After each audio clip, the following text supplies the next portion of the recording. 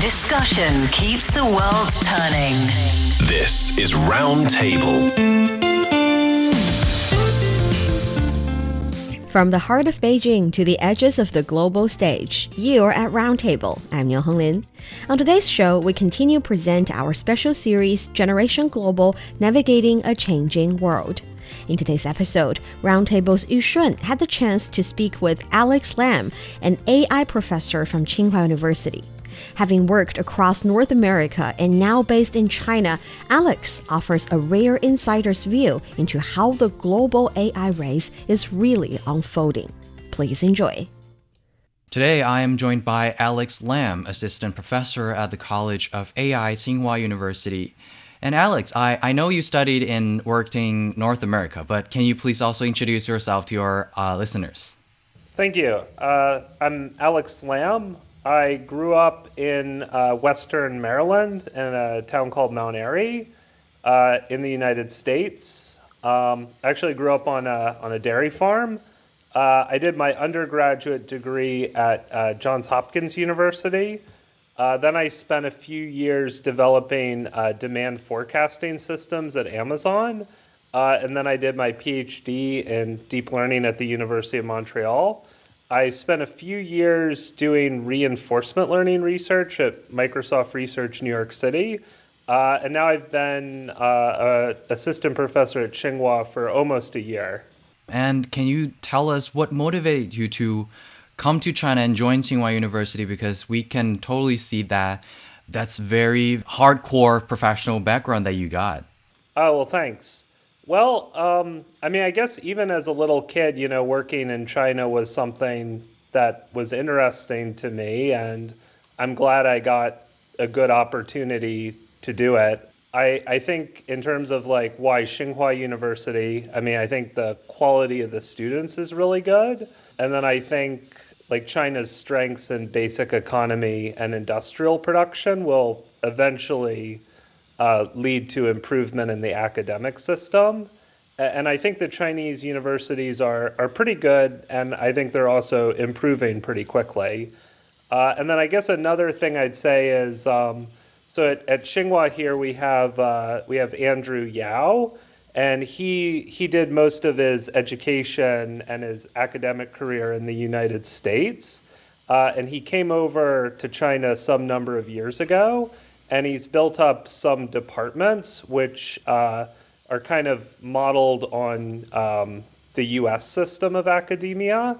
So working in one of his departments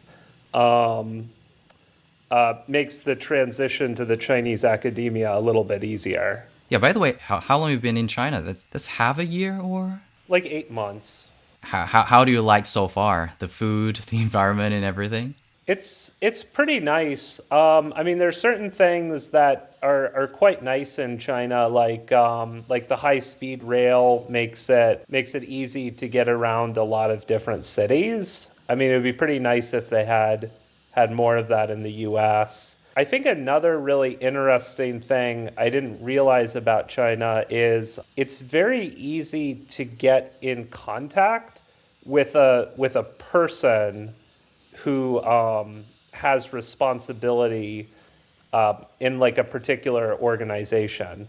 To be more concrete, I don't know, if you order a product online, it's very easy to just add someone who actually works at that company on your WeChat, and then they can they're actually a knowledgeable person, and they can help you with the product, or let's say ordering other products. And then also, I don't know, let's say you go to a hospital in China, or you're walking around a neighborhood, they'll just publicly list the WeChat contact info of, let's say, the local police officer, or the head of, let's say, the local hospital, or the maintenance people responsible for the area. So it's very easy to actually connect with specific people, and that can make it easier to just work through problems. Yes, I think the process thing is a lot of these organizations are working on, and some of them all have the slogan of, we hope to help you to complete things in one visit. that is some of the principles that we'll have, no matter it's a hospital or a tax office and everything. And you've been to China for a while, so you have the work experience both in North America and in China. What differences have you noticed between the AI research ecosystems in North America and China? Well, one thing I'd say is, I guess, the number of really strong undergraduates in China is a lot larger than in the United States, even though I'd say, on the whole, the number of really strong professors is higher in the United States. So, I would say overall China is a pretty good place to be a professor or in a more senior position. But I think for younger people, China is somewhat more competitive. Yeah, I guess, there's other aspects to the AI research ecosystem. I mean, the Chinese are catching up in the development of advanced chips, but currently they still have to import some from the United States. I guess I would also say that China has certain strengths in terms of industrial production.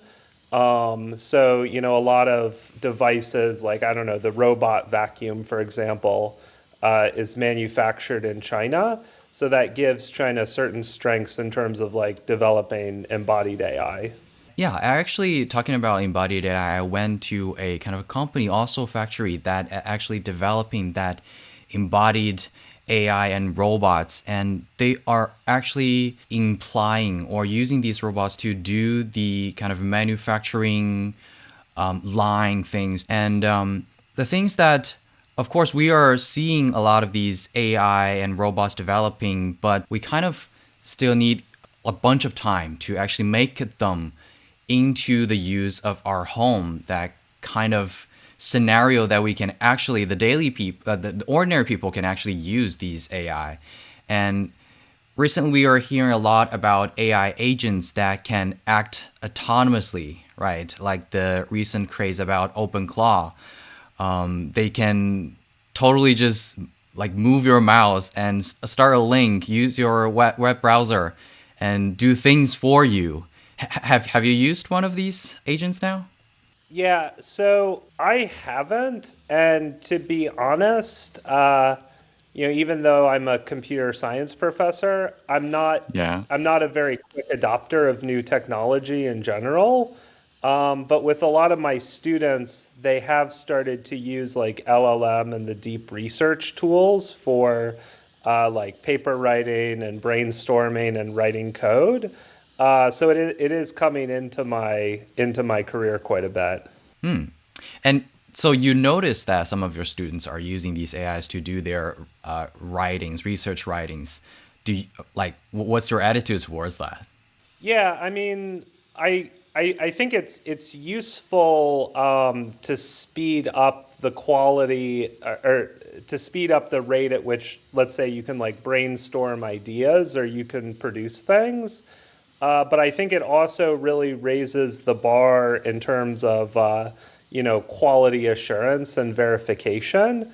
So at this point, it's pretty easy for some of the AI systems.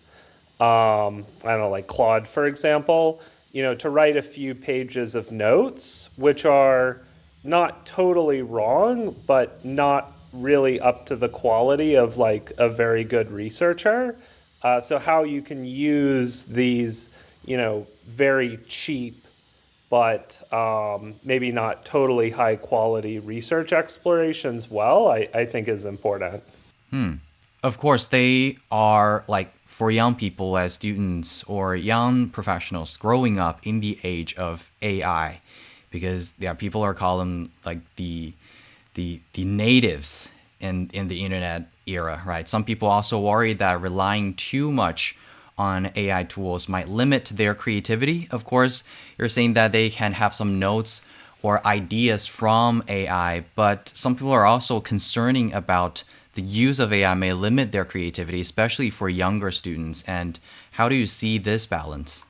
Yeah, I think maybe there's just going to have to be more deliberate effort, to force yourself to gain some of the basic skills like, how to write, how to come up with the ideas and stuff. I think it'll still happen, but maybe it'll require a little bit more deliberate effort than was required in the past. And now as educator yourself, right? And how should education system evolve in response to the phenomena of using AI, do you think?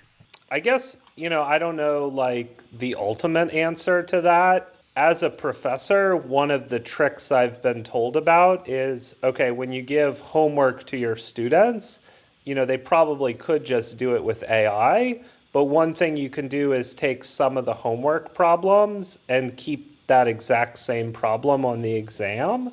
So at least if the students know how to do the homework problem by themselves, it will give them an advantage in the final exam. So, maybe putting a little bit more emphasis on like the proctoring of result or like proctored exams and stuff. I guess another thing is I think in terms of like research level students, like graduate students, there might be a little bit more emphasis put on like the actual adoption of the method that you produce rather than just having a paper. So like if AIs get kind of decent at writing like reasonably passable looking papers, it might be the case that for your paper or your work to gain recognition, you want to show that maybe like 1,000 or 10,000 people are actually using your method as opposed to just having a decent looking paper. And what we can see is that like many these AI systems or AI platforms, they rely on massive data sets, right? But some of your research, if I understood it correctly, explores how models can learn effectively from limited data, right?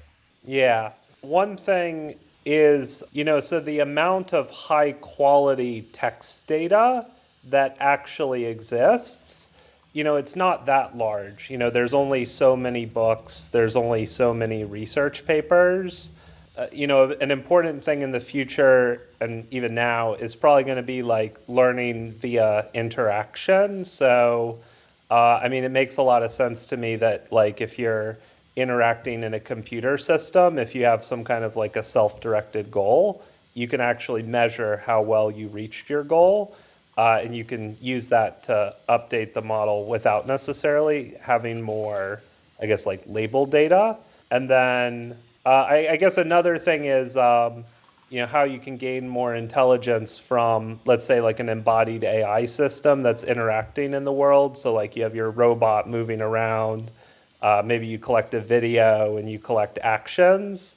There should be a way of using that data to make the AI system better. But still, the thing is that, as far as I understood, data collection and learning from data are still major challenges faced by many AI models today because I've interviewed some humanoid robot developers, as I mentioned before, and they told me that one of the biggest challenges in developing real-world applications for humanoid robots is the need for a large amount of data because they need to use the data to train how they can respond, how they can react to the actual world that's surrounding them.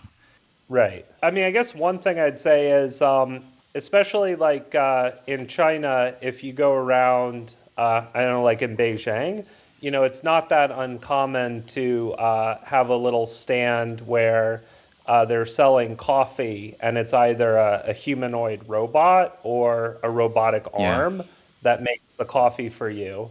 And at this point, it's maybe kind of a novelty, but it makes a lot of sense to me that if you had a system like that that's deployed, it could try things that are, a little different, but within a safe window, and it can kind of learn more about its environment and become more adept.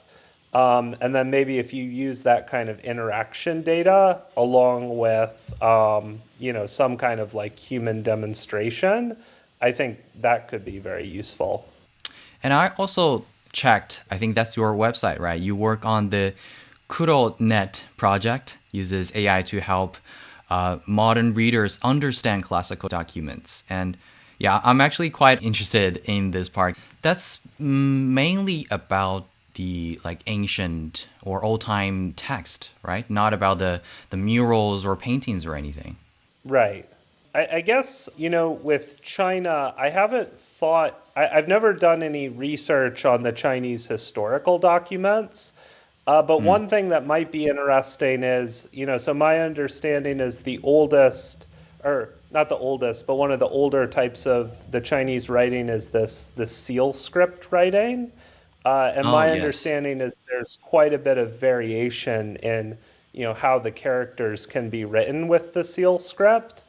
So, one thing could be, recognizing the seal script could be interesting. There might also be some interesting technologies in terms of like generating with the seal script, and it could be a fun way of improving engagement with historical documents. It might also be useful because one time I actually saw a Chinese painting and I was kind of interested, I don't know, in buying a replica or another print of it or something. But the name of the author was written in seal script, so I didn't have a way of looking it up. Because that's my understanding is just as an artistic thing, some modern Chinese documents are still signed in the seal script. Yes, yes. That's kind of a way that the painter or the writer would do at the corner of the piece. Yeah. Another thing that I would say, is kind of interesting to me is I've been learning, so they have a Chinese language class at Tsinghua, and they tell you how to write the Chinese characters. And when you write them, you have to write the characters in a specific order, like the strokes go in a specific order. And when you look at the stroke order, it tells you about, how the character was developed or like what pieces is it composed of? Because generally characters are composed of multiple characters put together, and something that could just be a matter of intellectual curiosity is understanding better, how the modern character evolved from, let's say, the seal script character, and then the older version of the character, which is like, let's say, the oracle bone character. Because my understanding is a lot of the characters originally they kind of were like a drawing of a thing. So like the character for like a dragon originally is kind of like it really looks like a dragon, but it becomes more stylized over time. Yeah. And actually, about these kind of ancient writing in China, they also launched many, many projects on digitalizing a lot of these things, including these murals and caves and everything. And I visited Dunhuang, which is also a place that is enriched resource of these murals. A lot of people are saying that digitalizing these things are like because they're kind of contradictory because these are the ancient things and people would like to reserve them in the best way. And another perspective is that we can digitalize everything so that people in the future can also have a better view on them. And then now let's back to the artificial intelligence. Some people are like excited about AI's potential because we are like basically living in the world that is filled with AI right now. I think a lot of people now cannot live without AI.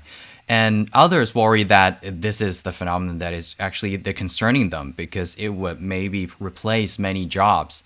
And how do you see the relationship between AI and human work evolving? Because you are also seeing many students are using AI, right? And of course, in our daily work, we also need to use a lot of AI. Yeah, so at least in the field of computer science, I think you're starting to see that so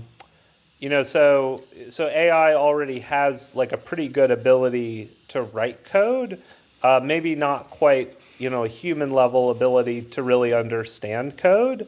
So what I think you're seeing is the market for like the entry level software developer seems to be getting worse because maybe you have a lot more opportunities for people who are a little bit less skilled to just start writing their own code using AI, which is not, always a bad thing because, it opens up more opportunities for people to produce software.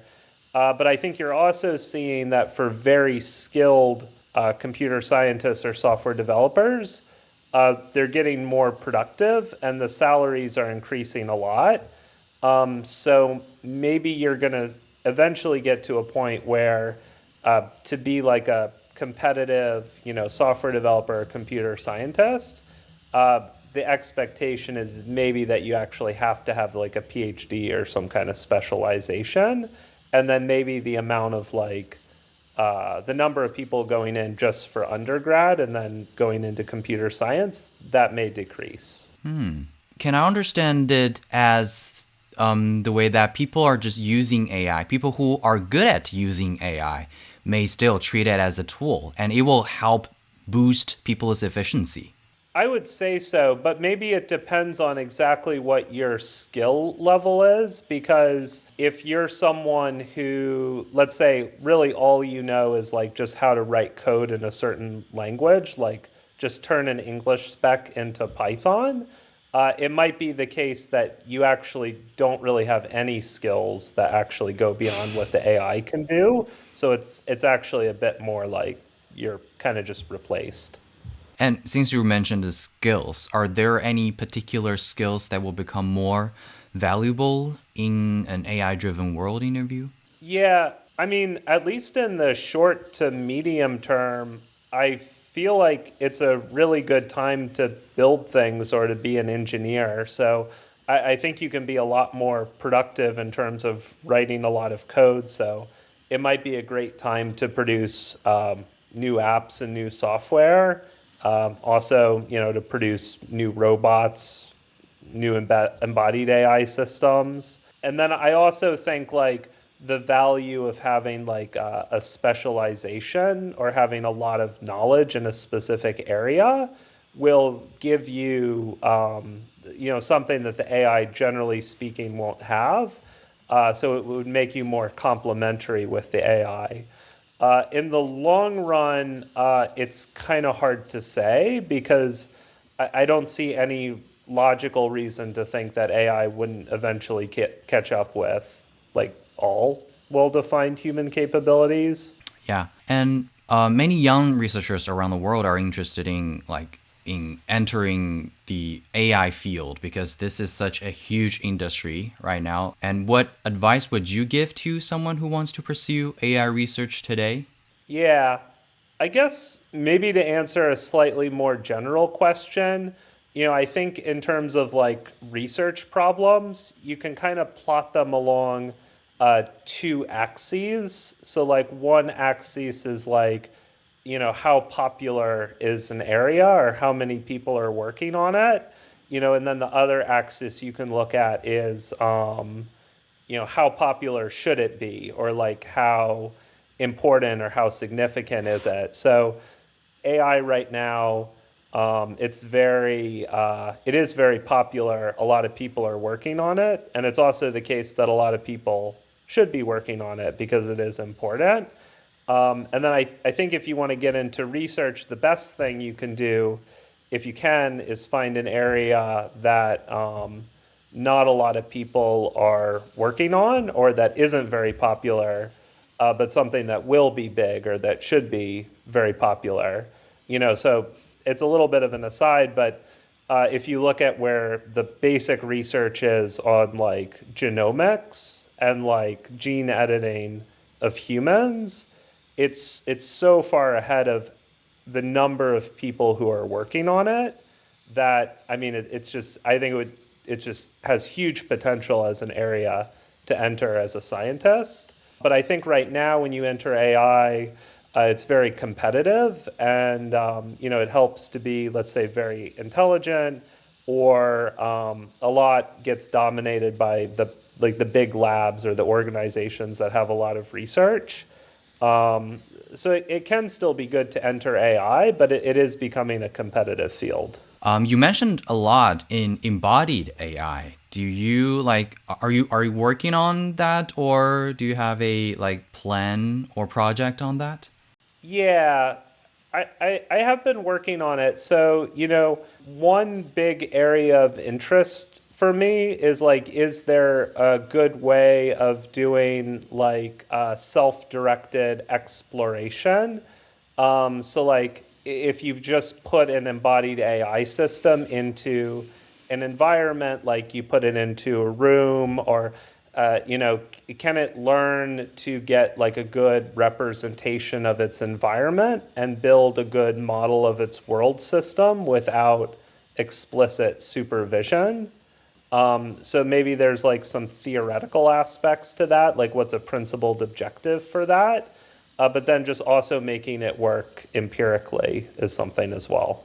Awesome. And we've seen some of these embodied AI and robotics to being so human-like in recent days. Actually, some of these even car manufacturers developing these AI, right? And also we've seen these robots doing that kung fu thing, martial arts things in during the Spring Festival Gala. If you watched it, and I can totally see that now. They are entering a stage that I think ordinary did not expect. But can you also maybe predict or expect that how long will these AI to be actually in our home and maybe helping our daily stuff and chores and everything? Yeah, so I mean, it's kind of an interesting question. I mean, it might be a little creepy to have a humanoid robot, walking around your Yeah, house. I mean, exactly. I have a robot vacuum, and I like it. I mean, one thing you could do is if you give it an arm, it could also maybe do my laundry. It could do some dusting. It could do some folding. I think that could happen reasonably soon. I've never tried it or anything, but I've heard that I think the Chinese company Honor has a phone where the camera is somewhat autonomous, like it can kind of move on a little arm. I don't know if you've heard Yeah, about that at all. I think they yeah, I call it heard. like I heard. robot phone. I was also going to say with the Chinese those coffee stands where it's a robot that makes your coffee. The ones that I've used right now, I would say they're not great, but I think they'll get better pretty quickly. And then also, if you go to a hotel in China, most of the time there is like a little robot that does like Moving around, delivering or a takeout. yeah, that's right. So that's already very common, and I could imagine if it also gains capabilities to do some of the cleaning and stuff, that could also make a lot of sense. And I don't know that much about how it works, but I don't know if you've been to a high-speed rail station recently, but I think they have some like patrol robots. Like I don't know if robot is the right word because it's more like a little car that goes around. But yeah, I think you'll see more of these popping up very quickly. I think at least the ability to do certain things like let's say like fold your laundry or like make coffee for you. I think that's already possible. You've been listening to Roundtable's special series, Generation Global Navigating a Changing World. That was Yushun with Alex Lam, Assistant Professor at the College of AI at Tsinghua University.